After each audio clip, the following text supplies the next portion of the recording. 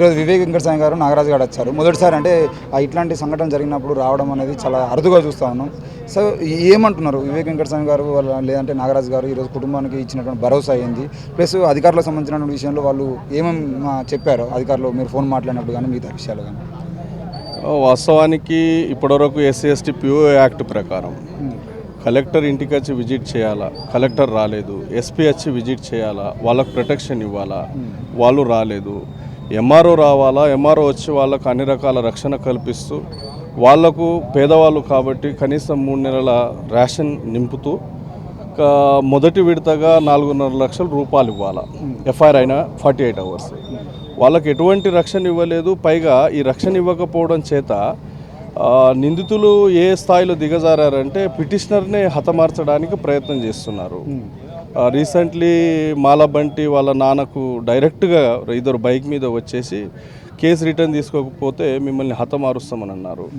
ఇక్కడ రాష్ట్ర ప్రభుత్వానికి మేము చేస్తున్నటువంటి రిక్వెస్ట్ ఏమిటంటే ఇటువంటి కుల ఉన్మాదంతో జరిగిన హత్యలకు ప్రత్యేక కోర్టును, స్పెషల్ కోర్టును నియామకం చేసి నిందితులకు తక్షణమే 90 డేస్ లోపు శిక్షించాలి.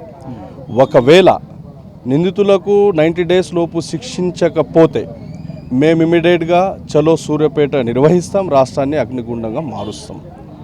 ఒకవేళ చట్టపరంగా మాకు న్యాయం జరగకపోతే బాధితులకు ప్రభుత్వం తరపున రావాల్సిన ఎక్స్గ్రేషన్ రావాలా, కుటుంబంలో ఒకళ్ళకు ఉద్యోగం కల్పించాలా, పోలీస్ వ్యవస్థ వాళ్లకు ప్రొటెక్షన్ కల్పించాలా. కల్పించిన పక్షంలో త్వరలోనే మేము మాల సంఘాల ఆధ్వర్యంలో కార్యాచరణను ప్రకటిస్తాం, చలో సూర్యాపేట నిర్వహిస్తాం, లక్షలాది మందిగా తరలి వస్తాం.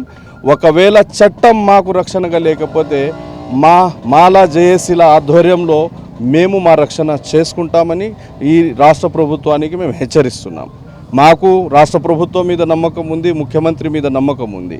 ఈ కేసు విషయంలో ఒకవేళ 90 రోజుల్లోపు స్పెషల్ కోర్టు ఏర్పాటు చేసి వాళ్లకు శిక్షించకపోతే 100% మా ప్రజా కోర్టులో నిందితులను శిక్షించడానికి మేము చట్టాన్ని కూడా చేతుల్లో తీసుకోవడానికి వెనకాడమని తెలియజేస్తున్నాను.